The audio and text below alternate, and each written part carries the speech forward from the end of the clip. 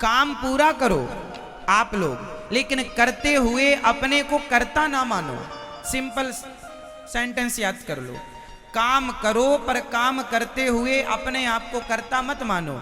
एक बार दोहराओ मेरे संग, काम करते हुए आप सारे काम कीजिए अपनी जिम्मेदारी, बेटा बेटी पति पत्नी सबको संभालिए, माँ बाप सबकी जिम्मेदारी, दुकान बिजनेस फैक्ट्री सब संभालिए, पैसा खूब कमाइए, पर सब कुछ करते हुए अपने को कर्ता ना मानिए। ये कैसे हो सकता, पॉसिबल है या नहीं? कैसे कैसे पॉसिबल है? कैसे ये ऐसे पॉसिबल हो जाएगा कि आपने यदि ये मान लिया मैंने ये किया मैंने वो किया, तो आप सारी जिंदगी दुखी रहेंगे। और आपने संपत्ति सब रघुपति के आही, करते हो तुम कन्हैया मेरा नाम हो रहा है। कमल का पुष्प जैसे पानी में रहता है, पानी में रहता हुआ भी कमल का पुष्प पानी से अलग है। पका हुआ नारियल खोपड़ी के भीतर रहता हुआ भी खोपड़ी से अलग है। बोलो हाँ या ना? जबकि कच्चा नारियल खोपड़ी से चिपका है, पका नारियल खोपड़ी के बीच में होता हुआ भी खोपड़ी से अलग है। उसी तरह सारी जिम्मेदारियां करते हुए, काम पूरा करते हुए अपने आप को संसार से अलग रखो, अपने आप को संसार से अलग रखो। ये अलग रख पाना ही आत्मज्ञान है, अलग रख पाना ही। अभी आप सुन रहे हैं, सुनने में अच्छी लग रही होगी बात, लेकिन अपने को अलग कर पाने के लिए आपको 20 वर्ष लग सकते हैं। जब आज से अभ्यास करेंगे तो 5 साल, कोई 10 साल, कोई 20 साल, और कोई सारी जिंदगी में भी अपने को अलग नहीं कर पाता। बूढ़ी बूढ़ी माताएं जिनके दांत पूरे गिर गए, कमर झुक गई, लाठी लेके चल रही हैं, एक धक्का लगेगा मर जाएंगी। ऐसी स्त्रियां, ऐसे पुरुष बुढ़ापे की चरम सीमा पर, वो भी मोह माया में उलझे पड़े हैं, जिन्हें कल मरना है, क्योंकि वो अभी मरने की स्थिति में पहुंच गए, पर अभी तक वो अपने को अलग नहीं कर पाए, और यूं ही वो मर जाएंगे,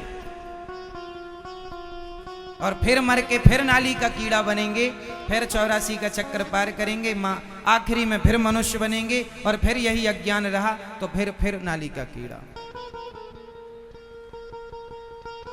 आत्मज्ञान यही तो है कि काम पूरे करो, करता हुआ भी अपने को कर्ता ना मानो।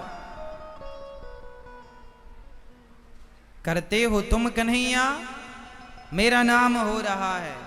जब आप कर्ता भगवान को मानेंगे तो संसार के हर बदलाव से आप दूर रहेंगे। उदाहरण से समझते हैं इस बात को। जब आप कच्चा नारियल तोड़ते हैं तो कच्चा नारियल तोड़ते ही, खोपड़ी टूटते ही उसके अंदर का गोला भी टूट जाता है। लेकिन पका नारियल तोड़ते हैं तो खोपड़ी टूटती है, गोला साबुत निकलता है। बोलो हाँ। इतनी सी बात समझाने के लिए बहुत है। क्या समझे आप इस बात से?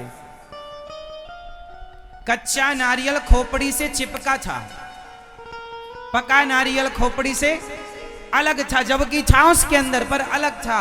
अलग जो होता है उस अलग व्यक्ति पर बाहर का प्रभाव नहीं पड़ता। खोपड़ी टूट गई तो उस खोपड़ी ने उस गोले को प्रभावित नहीं किया, जबकि कच्चे नारियल की खोपड़ी टूटी तो उसने अपने अंदर के गोले को पूरा प्रभावित किया, उसने तोड़ दिया, उसे भी तोड़ दिया।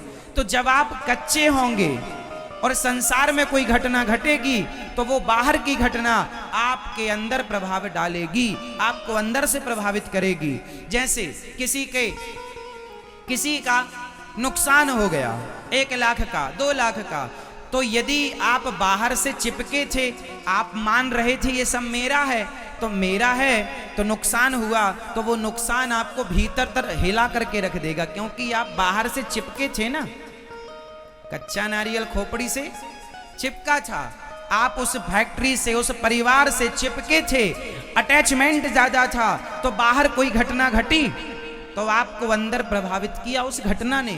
लेकिन जो व्यक्ति पक जाता है, वो व्यक्ति काम पूरे करता रहता है, लेकिन यदि कोई बाहर घटना घटी, नुकसान हो गया 2-5 लाख का, तो वो उसे ज्यादा गहराई से नहीं लेता। कोई बात नहीं, आज हो गया है, कल लाभ भी तो हुआ था, आज हानि हो गई तो कोई बात नहीं। हानि लाभ तो प्रकृति का नियम है, जो ईश्वर की इच्छा, वो ईश्वर की इच्छा मान के उस स्थिति में भी प्रसन्न रहेगा। वो बाहर की घटना उसके भीतर पर कोई प्रभाव नहीं डालेगी। यही है आत्मज्ञान, इसी को कहेंगे आत्मबोध। अब इतना ज्ञान आपको हमने तो 2 मिनट में दे दिया, पर इस ज्ञान को अमल करने में, चरितार्थ करने में आपको सारी जिंदगी भी कम पड़ेगी। जो ज्ञान हमने 2 मिनट में आप तक समझा दिया, आपको उस ज्ञान पर उतरने के लिए, आपको चलने के लिए, आपको आपके बाल पक जाएंगे। फिर भी आप शायद है कि आत्मज्ञानी हो पाओ। आज लोग कहते हैं हम कथा सुनते हैं, कोई प्रभाव नहीं पड़ता। साहब, जो आप सुनते हैं उसे आप मानते नहीं हैं, इसलिए प्रभाव क्यों पड़ेगा? आपको डॉक्टर ने दवाई दी कि सुबह 1 गोली खाना, शाम को 2 गोली खाना। आपने दवाई ले तो ली, पर जेब में रखी, खाई नहीं, तो बीमारी कैसे ठीक होगी? गोली जेब में रखने से बीमारी नहीं जाएगी, गोली को समय समय से खाना पड़ेगा। गुरु जी जो ज्ञान बताते हैं, वो ज्ञान सुनने से काम नहीं बनेगा, जो बता रहे हैं उस ज्ञान पर चलने से काम बनेगा, उस ज्ञान को चरितार्थ करने से काम बनेगा। यदि आप अपने जीवन को बदलना चाहते हैं तो फिर उस ज्ञान पर चलिए। और ये दास अनिरुद्ध आपके सामने बैठा है, हम केवल कहते नहीं हैं मेरी माँ, कोशिश करते हैं 100% उस ज्ञान पर चलने की। चलते हैं, फिर आपको बताते हैं।